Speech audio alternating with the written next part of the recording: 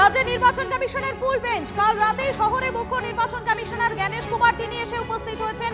আজ জ্ঞানেশ কুমারের দফায় দফায় বৈঠক রয়েছে। শ্রাবন্তী রয়েছেন আমাদের প্রতিনিধি, শ্রাবন্তীর কাছে চলে যাবো। শ্রাবন্তী, আজ জ্ঞানেশ কুমার দফায় দফায় বৈঠক করবে। মধুকল্পিতা, কালীঘাট থেকে জ্ঞানেশ কুমার সহ ফুল বেঞ্চ এই মুহূর্তে একটি বেসরকারি হোটেলে সেখানে রয়েছেন এবং সেখানেই আজকে দিনভর ঠাসা কর্মসূচি রয়েছে। সকালবেলা 10টা থেকেই বিভিন্ন রাজনৈতিক দলের পক্ষ থেকে তার সঙ্গে দেখা করা হবে। যেমনটা আমরা দেখেছি যে রাজীব কুমার দায়িত্ব পাওয়ার পরপরই রাজীব কুমার আজকে তৃণমূল কংগ্রেসের নেতৃত্ব দেবেন। অন্যদিকে বিভিন্ন অন্য রাজনৈতিক দলগুলি তারাও এসে উপস্থিত হবে। বেলা 12টা থেকে 12:30 পর্যন্ত এই মিটিং চলার কথা রয়েছে। তারপর সিইও মনোজ আগরওয়াল সহ কমিশন কর্তাদের সঙ্গে আলাদা করে বৈঠক করবেন জ্ঞানেশ কুমার সহ ফুল বেঞ্চ।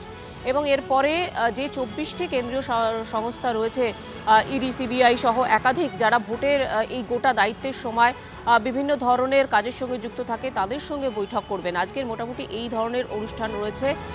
শুরুতে যে গুরুত্বপূর্ণ রাজনৈতিক দলগুলির সঙ্গে বৈঠক রয়েছে, সেখানে উঠে আসার কথা রয়েছে এসআইআরে যে বিবেচনাধীন ভোটারদের নাম রয়েছে সেগুলির কি হবে। অধিকাংশ রাজনৈতিক দলের পক্ষ থেকে যেমনভাবে দাবি করা হবে যে এই বিবেচনাধীন ভোটারদের নাম যতক্ষণ না বের হয় ততক্ষণ পর্যন্ত নির্বাচন করা যাবে না, এই দাবি তাদের পক্ষ থেকে থাকবে। অন্যদিকে বিজেপির পক্ষ থেকে যাতে সুষ্ঠুভাবে ভোট সম্পন্ন করা সম্ভব হয় সেটারই দাবি থাকবে বলে মনে করা হচ্ছে।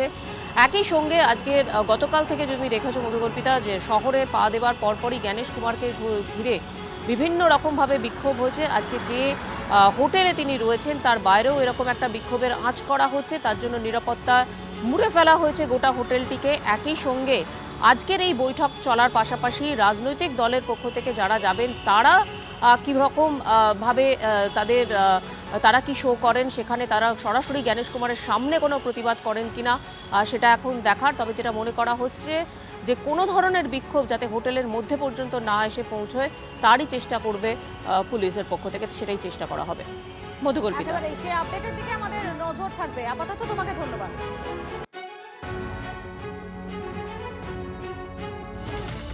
গুরু দায়িত্ব রাজীব কুমারের কাঁধে। মুখ্য নির্বাচন কমিশনার জ্ঞানেশ কুমারের সঙ্গে বৈঠকে তৃণমূলের 3 সদস্যের প্রতিনিধি দলে প্রাক্তন ডিজি। তার সঙ্গে বৈঠকে থাকবেন রাজ্যের মন্ত্রী ফিরহাদ হাকিম, চন্দ্রিমা ভট্টাচার্য। বৈঠকে তৃণমূল এসআইআর প্রক্রিয়ার বৈধ ভোটারদের নাম বাদ পড়া নিয়ে কমিশনের কাছে জবাবদিহি চাইতে পারে বলে ইঙ্গিত মিলেছে।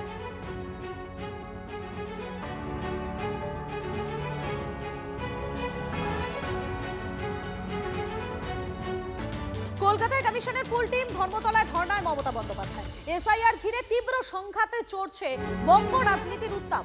আজ মমতার ধর্নার 4র্থ দিন। গতকালও এসআইআর নিয়ে কমিশনের বিরুদ্ধে সুর চড়িয়েছেন মমতা বন্দ্যোপাধ্যায়।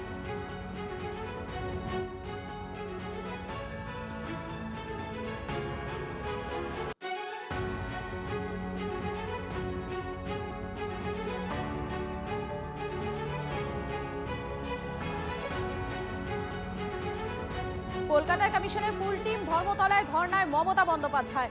আমাদের সঙ্গে রয়েছেন আমাদের প্রতিনিধি সরাসরি সুমন রয়েছেন। সুমন, মমতা বন্দ্যোপাধ্যায় ধর্মতলায় তিনি ধর্নায় রয়েছেন এবং তিনি যে সমস্ত বিষয়গুলোকে সামনে এনেছেন তার মধ্যে অত্যন্ত গুরুত্বপূর্ণই হচ্ছে অবশ্যই এসআইআর। এবং কলকাতায় ঠিক এই মুহূর্তেই কমিশনের ফুল টিমও রয়েছে। দেখো, মমতা বন্দ্যোপাধ্যায় আজকে 4র্থ দিন তার ধর্ণা কর্মসূচি তিনি চালিয়ে যাবেন। তুমি যেমনটা জানো যে জ্ঞানেশ কুমার সহ ফুল টিম তারা কিন্তু ইতিমধ্যেই কলকাতা এসেছে এবং আজকে সকালবেলা তারা কালীঘাট মন্দিরে যান এবং সেখানে গিয়ে তারা বিক্ষোভের সম্মুখীন হন। মমতা বন্দ্যোপাধ্যায় বারবার করে বলছেন যে যেভাবে নাম কাটা যাচ্ছে, যেভাবে মৃত্যু হচ্ছে, সবটা নিয়ে কিন্তু তারও নিশানায় কোথাও নির্বাচন কমিশন। এবং সেই জায়গায় যখন নির্বাচন কমিশনের ফুল বেঞ্চ রাজ্যে, তখন কিন্তু মমতা বন্দ্যোপাধ্যায় তার এই ধর্ণা অবস্থান চালিয়ে যাচ্ছেন। নিঃসন্দেহে আমরা দেখেছি মমতা বন্দ্যোপাধ্যায় যখন যখন ধর্ণায় বসেছেন সেখান থেকে তিনি তার রাজনৈতিক ক্ষেত্রে অন্তত একটা ইতিবাচক ফল আনতে পেরেছেন। এক্ষেত্রে এই বিধানসভা নির্বাচনের আগে যখন কমিশনের ফুল টিম, ফুল বেঞ্চ যখন রাজ্যে এসছে এবং গুরুত্বপূর্ণ বিধানসভা কেন্দ্রিক বৈঠক করছে, তখন কিন্তু মমতা বন্দ্যোপাধ্যায় তার ধর্ণা কর্মসূচি চালিয়ে যাচ্ছেন। একেবারেই ধন্যবাদ তোমাকে।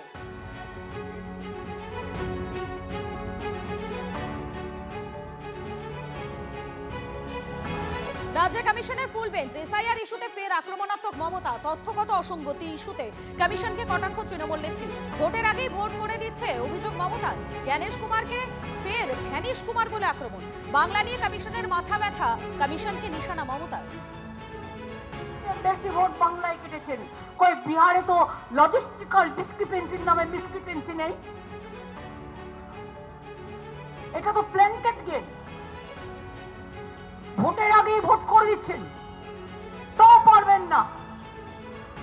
ভোটের আগেই ভোট করে দিচ্ছেন, ভাবছেন বড় হলো হয়ে গেছেন। এই ভোটার লিস্টে যদি নরেন্দ্র মোদী প্রাইম মিনিস্টার হয়, তাহলে এই ভোটার লিস্টের ভোটাররা কেন দেবে না? 24-এ যারা ভোটার লিস্টে ভোট দিয়েছে, তাহলে নরেন্দ্র মোদীকে পদত্যাগ করা উচিত first. Mister vanish Kumar, tell your prime minister to resign. আপনাদের ভোটে তো জিতেছে, জনগণের ভোটে, তাহলে কিসের লজিস্টিক্যাল ডিসক্রিপেন্সি? বিহারে নেই, আসামে নেই, অন্য জায়গায় নেই, যত কিছু মাথা ব্যথা বাংলায়। চূড়ান্ত তালিকা প্রকাশের পর সাপ্লিমেন্টারি তালিকাও প্রকাশিত হবে, সুপ্রিম কোর্টের নির্দেশ মেনেই হবে। আশ্বাস বাণী রাজ্যের মুখ্য নির্বাচনী আধিকারিক মনোজ কুমার আগরওয়াল। চলছে, উনি তো জানেন, দৈনিক খবর আছে ওনার কাছে। আমার থেকে কি খবর নেবেন? ওনার কাছে দৈনিক খবর আছে। সাপ্লিমেন্টারি তো ওটা তো কমিটি তৈরি করবে, ডিসিশন নেবে কি সাপ্লিমেন্টারি অন ডেলি বেসিস হবে, অন উইকলি বেসিস হবে, ইয়া অন ফর্টনাইটলি বেসিস হবে, কিরকম হবে? এটা প্রস্তুতি নিতে হবে, সব জায়গা থেকে কালেক্ট করতে হবে। যে কোনো ভোটার এডুকেশন হয়ে যাবে লাস্ট ডে অফ নমিনেশন পর্যন্ত, যে বি আইন আছে আরপি অ্যাক্ট, ও তো ভোটার লিস্ট মধ্যে থাকবেই না। রাজ্যে নির্বাচন কমিশনের ফুল বেঞ্চ, জেলায় জেলায় হাজির কেন্দ্রীয় বাহিনীও। জলপাইগুড়িতে দেখা গেল জওয়ানদের নিয়ে চেনা অভিযুক্তদের সতর্ক করছেন রাজগঞ্জ থানার আইসি। চলছে ভোটারদের বরাভয় দেওয়ার কাজও। ভোট আসছে, কিন্তু সময়ে হবে কি?